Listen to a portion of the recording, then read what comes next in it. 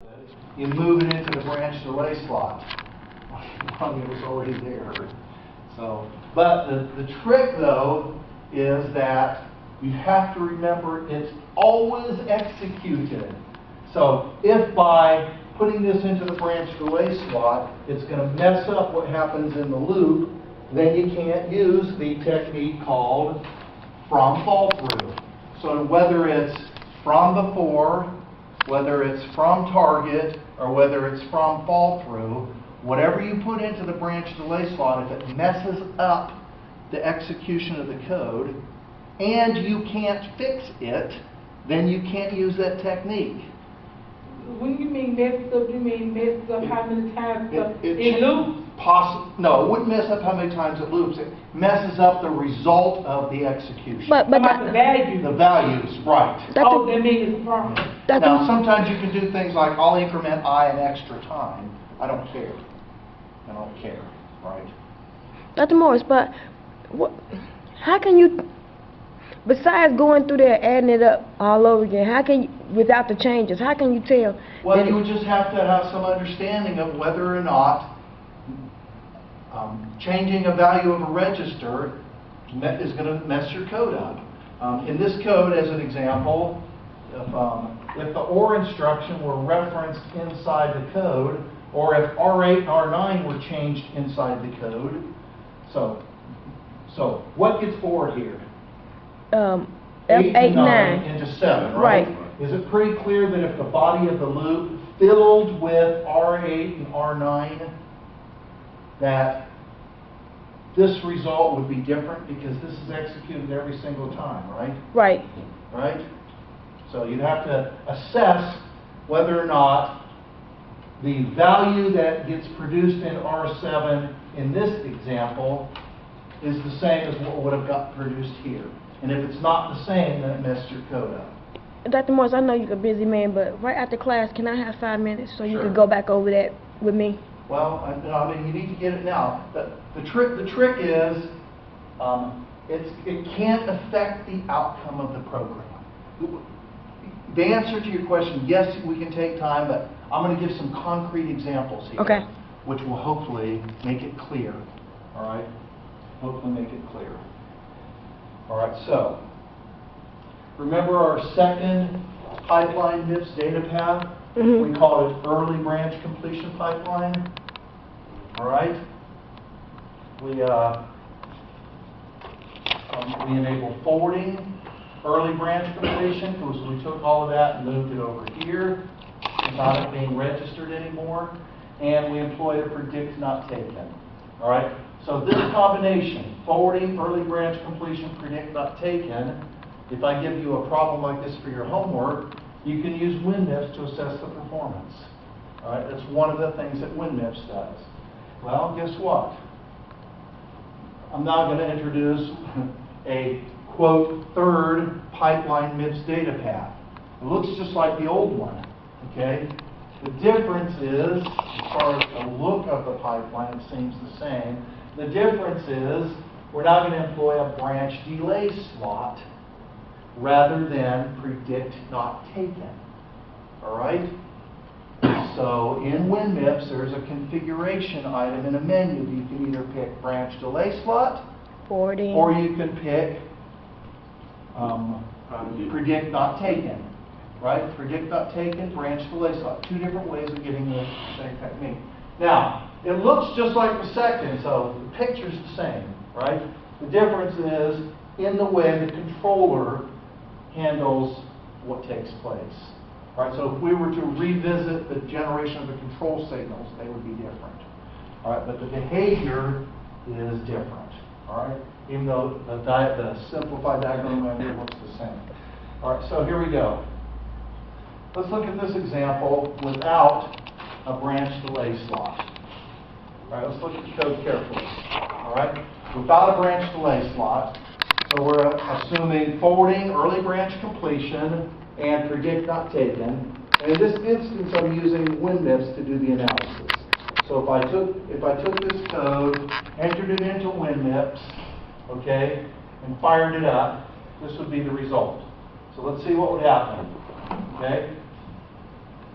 First time it hit the BNE, what would happen? Here we go, BNE. It loops. All right. And what's the prediction? At R1, Predict not taken. So notice as soon as the branch goes into his execute stage, we now know the valid PC, and we said predict not taken, but in this case it was taken, therefore it has to refetch the new instruction. Rather than picking the halt, which was here, it throws the halt away and instead refetches the load instruction. All right? Refetches the load instruction. Now, when we get down to here, I do a fetch, did it on the branch, yes? Now here, what did I fetch here? The halt instruction, yes? And what's the prediction? Not taken. Not taken, and indeed it wasn't taken, and therefore, boom, it just falls on through. It's 17 clock cycles. Dr. Morris, Yes. when you hit that BNE and it said loop, we loop back to load, right? We looped back to the label called loop, which happened in this case. In as load. The load instruction. Okay, and then we go back through and we compare R1 and R0 again. And if it still doesn't, if it's still equal, we go back up to the loop and go through again. We go through until it's not equal. Until, no, yes. As long as they're not equal, you loop. Right. Let's see what happened here. Watch, let's trace the code. What does R1 get initialized with? 0 plus 16, right. Right, as Marcus points out, that's the value 16. So R1 has the value 16. Okay, I load it into R2. Well, let's see. A is at location 0. Mm-hmm. So 0 minus 8 is minus 8, plus 16 is 16, right? Right. I'm sorry, it's 8. 8. So A8 is the value 2. Okay. So the value 2 goes into R3. In effect, subtract 8 from R1. So now what does R1 have? 0. Now 8, because it used to have 16. Okay. Now it's got 8. Okay. Right? I double R2 and store it back. So now what used to be a 2 is a 4. Right? Now I say, does R0 and R, are they equal? No. They're not. And what's the condition?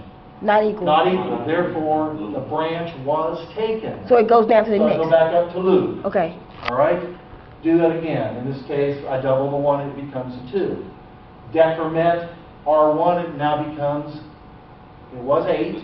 What is it now? 16. No, by subtracting. Oh, you got to subtract 8. It's 8. If it was 8, and I subtract 8 from it, 0. it's 0. So what happens here? It's equal. It's equal. Therefore, it doesn't. It predicts not taken, and it indeed is not taken, and it executes the halt. So Okay. the first case, when the loop was taken, is illustrated here. The second case, when it wasn't taken, is illustrated here. Okay. So All right. either it was taken, in which case I go to loop, or it wasn't taken, in which case I go to whatever instruction immediately follows the branch. In this instance, a halt. Clear? Mm-hmm. All right. Now, what about a branch delay slot? You have to always assume, take It- the next steps. The branch. Depending on which one you're talking about, Dr. Morris. So we're going to reschedule. By the way, the compiler would do this, right? I mean, you don't sit down and reschedule code to fill a branch delay slot. The compiler does this, right? It's a compiler technique. Okay. So now remember, this took 17 clocks, right? Watch. By putting the branch delay slot. So here's what we're going to do. Okay. By the way, you can't just decide, oh, I want to use a branch delay slot. The hardware has to support that. Meaning? Well, meaning that it's a hardware feature. The hardware knows that no matter what, the instruction following the branch gets executed. Okay. It's not something that under software control you can decide. Okay. It has to be a feature of the hardware. All right?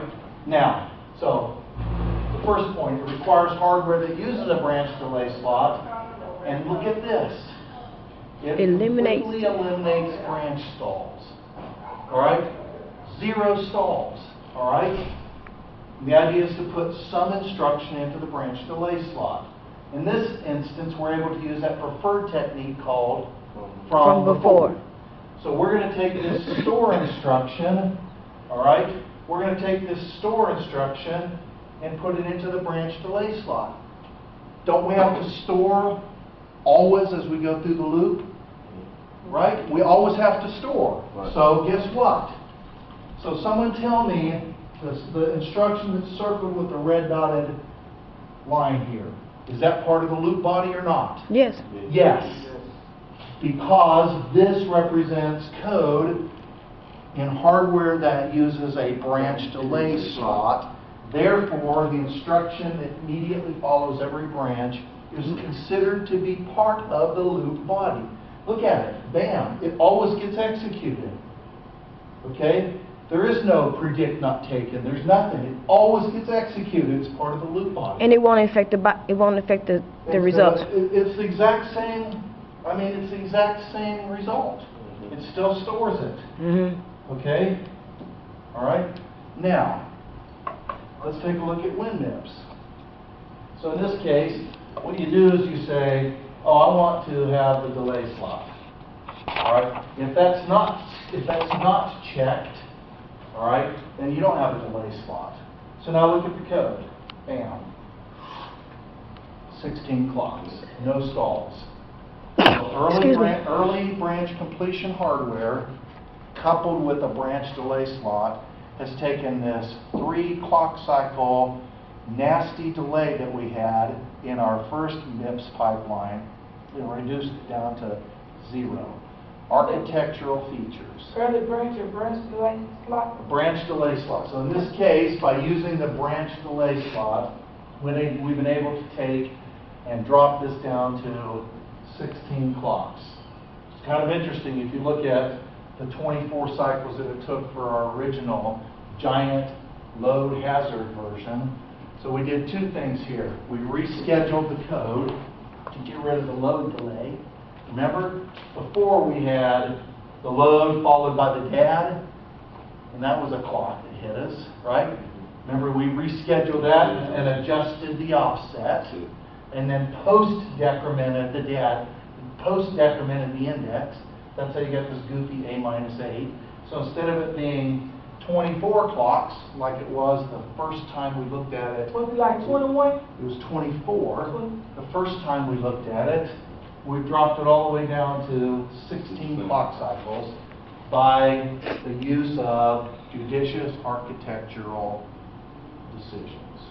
Okay, with the branch delay slot, that's everything that comes after the branch. A branch delay slot is a single instruction that you put into the instruction that follows the branch.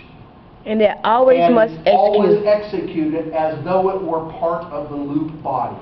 So that means it fetches at the same time? You know what gets me? No, it doesn't get fetched The at word. the same time. It's always executed. R1 Watch. is word 1. Watch. Here's, R- so starting R- here that- with main, watch. Here's the daddy, fetch decode all the way through. Here's the load, fetch decode all the way through. Here's the first daddy, okay, fetch all the way through. Finally down to the branch, look what happens, okay? So here's the branch. 5th instruction, look, fetch decode all the way through.